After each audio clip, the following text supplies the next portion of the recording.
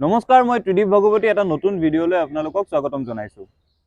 এইকেইদিন আপুনি যেতিয়াই টিভি বা নিউজ পেপাৰখন মেলি লৈছে, এটা শব্দ আপোনালোকে বাৰে বাৰে দেখিছে যে কিদৰে অসমীয়া এগৰাকী অভিনেত্ৰীয়ে নিজৰ বিয়া উদয়পুৰত পাতিছিল, কিদৰে এগৰাকী অসমীয়া আমাতকৈ কম বয়সৰ যুৱকে ট্ৰেডিং কৰি এনেকুৱা এটা সাম্ৰাজ্য গঢ়ি তুলিছিল, যি সাম্ৰাজ্য দেখি বহু ডাঙৰ ডাঙৰ উদ্যোগপতিয়ে সেই সাম্ৰাজ্য দেখি আচৰিত হ'ব। কিদৰে 22 বছৰীয়া এগৰাকী যুৱকে ট্ৰেডিঙৰ জৰিয়তে এই ধৰণৰ এক বিশাল সম্পত্তিৰ সাম্ৰাজ্য অসমত খাৰা কৰাইছে। আকৌ ডিব্ৰুগড়লৈ যদি যাওঁ, ডিব্ৰুগড়ৰ পৰা এনেকুৱা এগৰাকী ব্যক্তিৰ খবৰ আহিছে, যিগৰাকী ব্যক্তিয়ে প্ৰায় 1200 কোটি টকাৰ এক সাম্ৰাজ্য, নিজৰ সাম্ৰাজ্য গঢ়িছে ট্ৰেডিঙৰ জৰিয়তে। আৰু সামগ্ৰিকভাৱে অসমীয়া মানুহৰ মনত, অসমৰ গোটেই আকাশ বতাহত এই মানুহকেইগৰাকীৰ কথাই আমি এইকেইদিন পাতি আহিছোঁ। যিগৰাকী অভিনেত্ৰীৰ বিয়াৰ কথা পাতিছোঁ, বিয়াখন হৈছে উদয়পুৰত। বিয়ালৈ অসমীয়া অভিনেত্ৰী, অভিনেতা, গায়ক, গায়িকা সকলো গৈছে। বিয়ালৈ অভিনেত্ৰীৰ গাঁৱৰ মানুহক গৈছে। অভিনেত্ৰীয়ে গৌৰৱ কৰিছে যে মোৰ গাঁৱৰ এৰোপ্লেন দেখি নোপোৱা মানুহক মই এৰোপ্লেনত বহাই নিজৰ বিয়ালৈ লৈ গৈছোঁ। সেই বিয়াৰ কথা চৰ্চা হৈছে, অভিনেত্ৰীৰ কথা চৰ্চা হৈছে। আৰু তাৰ পাছত সেই সময়খিনিত এই মানুহসকলক যিসকলে ভোটা তৰা, যিসকলে আদৰ্শ হিচাপে প্ৰতিষ্ঠা কৰিবলৈ চেষ্টা কৰিছিল, আজি তেওঁলোকে এওঁলোকক সমালোচনা কৰিছে মুঠৰ ওপৰত এক সম্পূৰ্ণৰূপে বৃত্তীয় কেলেংকাৰী আৰু বৃত্তীয় ঠগনৰ কাহিনীৰ কথা এইকেইদিন অসমত চৰ্চিত হৈ আছে। এটা এটাকৈ গোটেইকেইটা কাহিনী পাতো। প্ৰথমতে বিশাল ফুকন নামৰ যিগৰাকী 22 বছৰীয়া যুৱকৰ কথা আজি উল্লেখ কৰা হৈছে, যিগৰাকী যুৱক ইতিমধ্যে গ্ৰেপ্তাৰ হৈছে। এই অভিযোগত গ্ৰেপ্তাৰ হৈছে যে তেখেতে কোনো SEBI, security and exchange board of India, যি 1992 চনত স্থাপিত এটা সংস্থা, যি সংস্থাই ট্ৰেডিং লগতে বিত্তীয় সকলো কাম কাজৰ নিৰীক্ষণ কৰে ৰিজাৰ্ভ বেংকৰ আণ্ডাৰত, সেই SEBIৰ কোনো ধৰণৰ পঞ্জীয়ন নথকাকৈ নিজৰ একাউণ্টৰ পৰা বেলেগৰ পৰা ধন লৈ এগ্ৰিমেণ্ট কৰি 30%, 40% ধন ঘূৰাই দিম বুলি, লাভত ঘূৰাই দিম বুলি এগ্ৰিমেণ্ট কৰি তেওঁ ধন বিনিয়োগ কৰিছিল। আৰু এতিয়া বিশাল ফুকন নামৰ যুৱকগৰাকীৰ যেতিয়া সম্পত্তিৰ তালিকা ওলাইছে, আপুনি মই আটাই সেই সম্পত্তিৰ তালিকা দেখি হতচকিত হৈছোঁ। তালিকাখন যদি আপোনালোকে চাই দেখিব, তেওঁৰ অসমৰ বিভিন্ন ঠাইত ফ্লেট আছে, গুৱাহাটীৰ বিভিন্ন নামী দামী ঠাইত তেওঁৰ ফ্লেট আছে। অসমৰ লগতে তেওঁ ইমান বেছি সম্পত্তিৰ অধিকাৰী যে তেওঁ ভালপোৱা মানুহক গাড়ী উপহাৰ দিয়ে। গাড়ীও সৰু সুৰা গাড়ী নহয়, ফৰ্চুনাৰ উপহাৰ দিয়ে, কাৰোবাক টয়োটাৰ গাড়ী উপহাৰ দিছে। এই পৰ্যায়লৈ গোটেই কথাটো গুচি গৈছে যে বিশাল ফুকন এগৰাকী সৰু সুৰা, আমি বিজয় মালিয়াক আজি যেনেকে দেখো, আম্বানীক যেনেকে দেখো, অসমীয়া আম্বানীৰ প্ৰতিভূ হৈছে বিশাল ফুকন। গতিকে তাৰ পাছত এই ব্যক্তিগৰাকী যেতিয়া আটক হ'ল, গ্ৰেপ্তাৰ হ'ল এটা পৰ্যায়ত, তাৰ পাছত এই অভিনেত্ৰীগৰাকীৰ কথা আহিল। অভিনেত্ৰীগৰাকী কোন?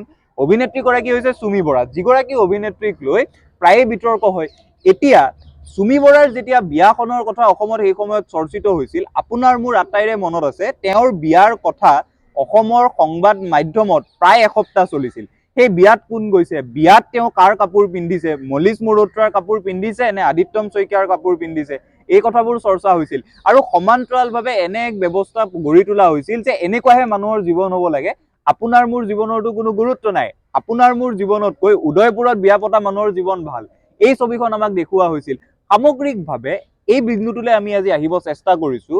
এই আটাইকেইগৰাকী ব্যক্তিক যিটো ইক'চিষ্টেমে ইমান দিনে আমাৰ আদৰ্শ হিচাপে গঢ়ি তুলিলে, সেই ইক'চিষ্টেমটোকে আমি আজিৰ তাৰিখত প্ৰশ্ন কৰা উচিত। সেই ইক'চিষ্টেমটো কি? সেই ইক'চিষ্টেমটো হৈছে অসমত যেতিয়াই এই ধৰণৰ কাম কাজ কৰি হঠাৎ কোনোবা মানুহ ধনী হৈছে, লগে লগে তেওঁলোকক হিৰো সজোৱা হয়। চুমি বৰা যেতিয়া প্ৰথম আৱিৰ্ভাৱ হৈছিল, তাৰ পাছত এই পৰ্যায়লৈ চুমি বৰাক আমি লৈ গ'লো। তেখেতৰ আয়বোৰ সৎ পথেৰে আহিছে, অসৎ পথেৰে আহিছে, সেই কথাবোৰ নেচাই তেওঁক আমি ভগৱানৰ আসনলৈ নিলো।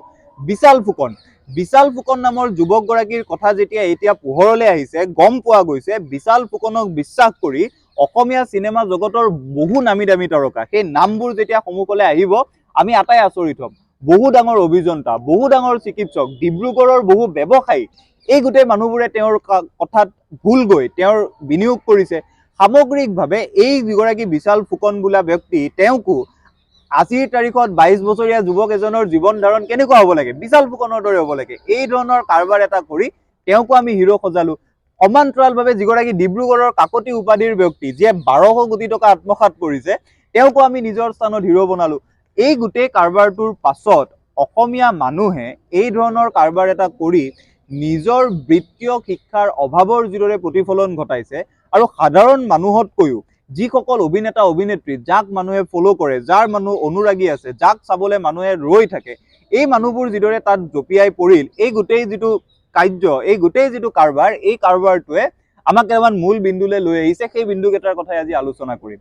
এজন এজনকৈ মই আপোনালোকক আটাইৰে কথা ক'লো। তেওঁলোকৰ জীৱন শৈলীটো কিদৰে বিজ্ঞাপনৰ জৰিয়তে মানুহৰ ওচৰলৈ লৈ যোৱা হৈছিল, তেওঁলোকৰ জীৱন শৈলীটোক একাংশই নিজৰ সুবিধাৰ বাবে কিদৰে ব্যৱহাৰ কৰিছিল, সেই কথাও মই আপোনালোকক ক'লো। মই এই কথাও আপোনালোকক একেবাৰে মনৰ পৰা ক'ব পাৰো, এই ব্যক্তি কেইগৰাকীক ধৰা পৰাৰ আগলৈকে ভগৱানৰ দৰে পূজা কৰা মানুহ, ভগৱানৰ শাৰীলৈ লৈ যোৱা মানুহ, তেওঁলোকৰ জীৱনটোহে জীৱন, আপোনাৰ মোৰ জীৱনটো জীৱন নহয়। এই ধৰণৰ দৃষ্টিভংগীৰে তেওঁলোকৰ জীৱনটোক পপুলাৰাইজ কৰা মানুহ আমাৰ মাজতে আছিল। এই গোটেই কথাবোৰ আমি মন দিয়াটো দৰকাৰ। এতিয়া মূল কথাকেইটালৈ আহোঁ। মূল কথাটো কি? মূল কথাটো হৈছে বৃত্তীয় শিক্ষা, ফাইনেন্সিয়েল লিটাৰেচি, বৃত্তীয় সাক্ষৰতা। বৃত্তীয় সাক্ষৰতাৰ কথা আজি এইবাবেই পাতিব বিচাৰিছো। এই আটাইবোৰ কথা, ট্ৰেডিঙৰ জৰিয়তে ৰাতিৰ ভিতৰত ধনী হোৱা কাৰবাৰ, ট্ৰেডিং কৰি আমি ৰাতিৰ ভিতৰত ধনী হ'ম, একে ৰাতিত আমাৰ ফৰ্চুনাৰ হ'ব, একে ৰাতিত আমি দামী দামী গাড়ী কিনিম, আমি একে ৰাতিত ডিফেণ্ডাৰ কিনিম, এই যিটো সপোন, এই সপোনটো মানুহে এইবাবেই দেখিছিল কাৰণ মানুহৰ বৃত্তীয় সাক্ষৰতা নাই। আজিৰ তাৰিখত ট্ৰেডিঙক লৈ এই ধৰণৰ কথা বতৰা কোৱা হৈছে যে ট্ৰেডিং নামৰ গোটেই ব্যৱস্থাটো বেয়া। নহয়, ট্ৰেডিং কৰা মানুহ এগৰাকীৰ জীৱনশৈলী কেনেকুৱা হোৱা উচিত, সেই কথা যদি আপোনালোকে জানিব বিচাৰে, ৰাকেশ জুনজুনৱালাৰ জীৱনৰ কথা আপোনালোকে অধ্যয়ন কৰিব লাগিব। এইবাবে এই ব্যক্তিগৰাকীৰ নাম মই উল্লেখ কৰিছো। ভাৰতত আজিৰ তাৰিখত ট্ৰেডিং কৰি একেবাৰে উচ্চ শিক্ষৰলৈ যোৱা মানুহ যিকেইগৰাকী আছে তাৰ ভিতৰত এজন ৰাকেশ জুনজুনৱালা। ৰাকেশ জুনজুনৱালাৰ জীৱনটোৰ কথা যেতিয়া আপোনালোকে অধ্যয়ন কৰিব, এই কথা দেখিব, তেওঁ এইদৰে কোনো ধৰণৰ চিনেমা নিৰ্মাণ কৰি, তেওঁ এইধৰণে কোনো ধৰণৰ ইণ্টাৰভিউ দি, তেওঁ এইধৰণে কোনো ধৰণৰ নিজৰ জীৱনটোক বিজ্ঞাপনৰ দৰে ব্যৱহাৰ কৰি তেওঁ ট্ৰেডিং কৰি থকা নাই। এই গোটেই কাৰবাৰটো অসমত আমি শেহতীয়াভাৱে দেখিলো, আৰু তাৰ যিটো একেবাৰে নিম্ন স্তৰলৈ যিমান যাব পাৰি, পুলিচৰ ওচৰলৈ যেনেকে মাতিলে যাব পাৰি, সেয়াও আমি দেখিলো। সেইবাবে এই গোটেই ঘটনাটোৰ কথা আমি অধ্যয়ন কৰাটো দৰকাৰ। দ্বিতীয় কথাটো হ'ল, আমি অসমত যেতিয়াই কোনোবা এগৰাকী তাৰকা দেখো, যেতিয়াই কোনোবা এগৰাকী এই ধৰণৰ ব্যক্তি দেখো যে যি ব্যক্তিগৰাকী 2-3 দিনত ধনী হৈ গ'ল, লগে লগে তেওঁক আমি পূজা কৰিবলৈ আৰম্ভ কৰো। এই কাৰবাৰটো আমি বন্ধ কৰিব লাগে। আজিৰ তাৰিখত অসমত উদ্যোগী নাই নেকি?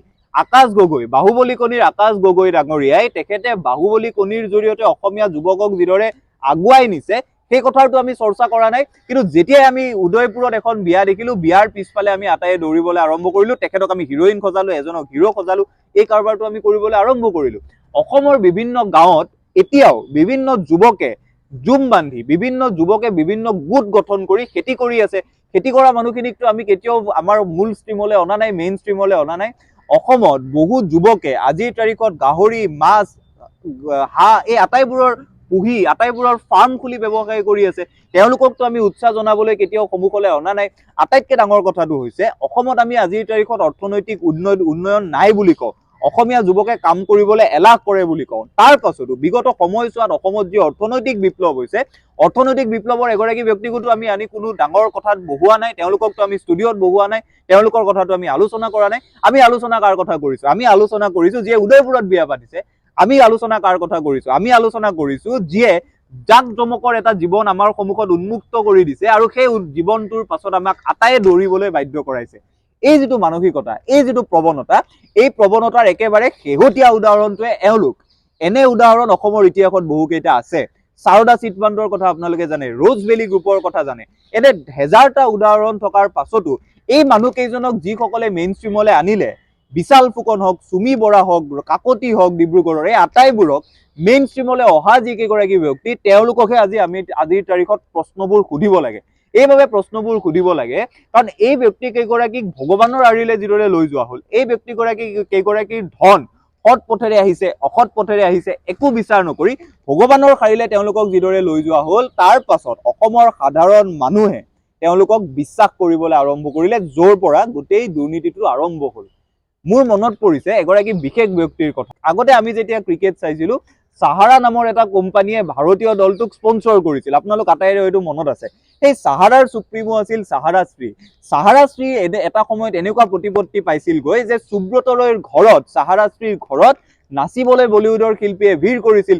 সুব্ৰত ৰয়ৰ একেবাৰে বাসৱ ভৱনত গৈ শ্বাহৰুখ খান, সলমান খান সকলোৱে নাচিছিল। কিন্তু এটা সময়ত যেতিয়া সাহাৰাশ্ৰীৰ দুৰ্নীতিৰ কথা সন্মুখলৈ আহিছিল, সেই একেগৰাকী সাহাৰাশ্ৰীৰ কাষত থিয় হোৱা মানুহৰ সংখ্যাৰ অভাৱ হৈছিল। সাহাৰাশ্ৰীয়ে যেতিয়া দুৰ্নীতিত লিপ্ত হৈছিল, তাৰ পাছত যেতিয়া সুব্ৰতৰ মৃত্যু হ'ল, মৃত্যুৰ সময়ত কোনো বলিউডৰ তাৰকা তেওঁৰ ওচৰলৈ নগ'ল। এই একেগৰাকী বিশাল ফুকন, যিগৰাকী বিশাল ফুকন, চুমি বৰা, এই আটাইবোৰৰ বিয়াত অসমৰ অভিনেতা অভিনেত্ৰী মুধা ফুটা ব্যক্তিয়ে গৈ ভিৰ কৰিছিল। আজি কিন্তু তেওঁলোকক এই ব্যক্তিসকলে চিনি নেপাওঁ বুলি কৈছে। গতিকে একেবাৰে শেষ সত্যটো হৈছে অসমৰ যুৱ সমাজৰ আগত আমি আটাইবোৰ যিসকল মানুহে এই ধৰণৰ কাম কাজৰ লগত জড়িত হৈ আছে, বিশেষকৈ সংবাদ মাধ্যমে এই কথাটোত সচেতন হোৱা দৰকাৰ যে অসমৰ মানুহৰ সন্মুখত আমি আদৰ্শ হিচাপে আকাশ গগৈক থিয় কৰাম নে বিশাল ফুকনক থিয় কৰাম। আমি এই কথাবোৰত গুৰুত্ব দিয়াটো উচিত যে মৰাপাটৰ খেতি কৰি থকা, চাহপাতৰ খেতি কৰি থকা অসমীয়া উদ্যোগীক আমি সন্মুখলৈ আনিম নে কোনোবা এই ধৰণৰ অসৎ পথেৰে কাম কৰি থকা এগৰাকী ব্যক্তিক আমি সন্মুখলৈ আনিম। যদি আমি ট্ৰেডিঙৰ কথা পাতো, ৰাকেশ জুনজুনৱালাৰ দৰে নীৰৱে কষ্ট কৰি ট্ৰেডিং কৰি থকা মানুহ এগৰাকীক সন্মুখলৈ আনিম নে কোনোবা গাড়ী কিনি আমাৰ সন্মুখত বিজ্ঞাপন হৈ থিয় হোৱা মানুহক আমি আমাৰ সন্মুখলৈ আনিম। এই প্ৰশ্নবোৰ কিন্তু আমি আটায়ে কৰাটো উচিত, কাৰণ এই গোটেই ঘটনাটোৱে যদি আমাৰ চকু মেল খুৱাই নিদিয়ে, আমি যদি চকু নেমেলো, এই ধৰণৰ দুৰ্নীতি অসমত ঘটিব আৰু সমাজৰ মুধা ফুটা ব্যক্তিসকলে, সমাজৰ আগশাৰীৰ ব্যক্তিসকলে ভুল কৰিব আৰু সেই ভুলত তেওঁলোকৰ কিমান ক্ষতি হয় মই নাজানো, কিন্তু তেওঁলোকৰ ভুলবোৰ দেখি সমাজৰ একেবাৰে সাধাৰণ শ্ৰেণীৰ মানুহে যেতিয়া ভুল যাব, সাধাৰণ শ্ৰেণীৰ মানুহ কিন্তু সৰ্বশ্ৰান্ত হ'ব। ডিব্ৰুগড়ৰ পৰা আজি এনেকুৱা কাহিনীবোৰৰ কথা পোহৰলৈ আহিছে যে নাৰীৰ তেওঁৰ স্বামীৰ বিয়োগ হৈছে, আটাইবোৰ টকা তেওঁ ইনভেষ্ট কৰিছে এই কাকতি নামৰ ব্যক্তিগৰাকীৰ ওচৰত, এতিয়া ঘৰখন নচলা হৈছে। এনেকুৱা কাহিনী পোহৰলৈ আহিছে, কষ্ট উপাৰ্জিত ধন এই বিনিয়োগকাৰীসকলৰ ওচৰত মানুহে দিছে, এতিয়া ঘৰখন নচলা হৈছে। এই কথাবোৰতো বিচাৰ হ'ব লাগিব। গতিকে এই কথাটোৱে আমি আজি ভিডিঅ'টোৰ জৰিয়তে আপোনালোকক ক'ব খোজো, বিত্তীয় সাক্ষৰতাৰ ক্ষেত্ৰত নেতৃস্থানীয় সংগঠন, নেতৃস্থানীয় মিডিয়া এই আটাইবোৰে কাম কৰক। তাৰ সলনি আমাৰ সমাজৰ যিসকল অৰ্থনৈতিকভাৱে সঁচাকৈ কাম কৰি থকা ব্যক্তি, আকাশ গগৈৰ দৰে ব্যক্তি, তেওঁলোকক সন্মুখলৈ আনক। আটাইতকৈ বেছি কাম কৰি থকা, দিনে নিশাই মেহনত কৰি থকা যিসকল ব্যক্তি, তেওঁলোকক সন্মুখলৈ আনক, তেওঁলোকক হিৰ' বজাওক। কিন্তু মাত্ৰ 2 টকাৰ প্ৰমোচনৰ বাবে কেৱল আৰু কেৱল সৎ অসৎ পথ নেচাই ধনী হোৱা ব্যক্তিক সন্মুখত আনি যদি আমাৰ আইডল হিচাপে প্ৰতিষ্ঠা কৰি থকা হয়, এই ধৰণৰ দুৰ্নীতি অসমত ঘটি থাকিব। গতিকে আশা কৰিম এই আটাইবোৰ কথাত আটাইবোৰ মানুহ সজাগ হ'ব। বিশেষকৈ চৰকাৰলৈ এটা অনুৰোধ কৰিম, অসমৰ আটাইবোৰ ছাত্ৰ একতা সভা, যিহেতু মই এখন ছাত্ৰ একতা সভাক এটা সময়ত প্ৰতিনিধিত্ব কৰিছিলোঁ, ছাত্ৰ একতা সভাৰ লগতে সংগঠনসমূহক আহ্বান জনাম, বিত্তীয় সাক্ষৰতাৰ বাবে, অসমীয়া মানুহৰ বিত্তীয় সাক্ষৰতাৰ বাবে আমি কাম কৰাটো দৰকাৰ। ফাইনেন্সিয়েল লিটাৰেচি যেতিয়ালৈকে আমাৰ মাজত গঢ় লৈ নুঠিব, বিত্তীয়ভাৱে সাক্ষৰ যেতিয়া আমি নহ'ম, এই ঘটনা অসমত ঘটিব, এনেধৰণৰ ঘটনা আকৌ ঘটিব, আকৌ তেওঁলোকক আমি হিৰ' বনাম, আকৌ আমাৰ কষ্টৰ উপাৰ্জিত ধন আমি বিনিয়োগ কৰিম, আকৌ আমি সৰ্বশ্ৰান্ত হ'ম। আশা কৰোঁ এই ঘটনাটোৰ পাছত এই যিকেইটা শিক্ষা, এই শিক্ষাকেইটা আমি ল'ম আৰু বিশেষকৈ বিয়াৰ গোটেই জাক জমকতাত ভুল নগৈ বিয়াত পতা ধন ক'ৰ পৰা আহিছে, ধনৰ উৎস আমি বিচাৰিম। আশা কৰোঁ ভিডিঅ'টো চাই ভাল পালে, পৰৱৰ্তী ভিডিঅ'ৰ বাবে আন্তৰিকতাৰে বাট চাব। ধন্যবাদ।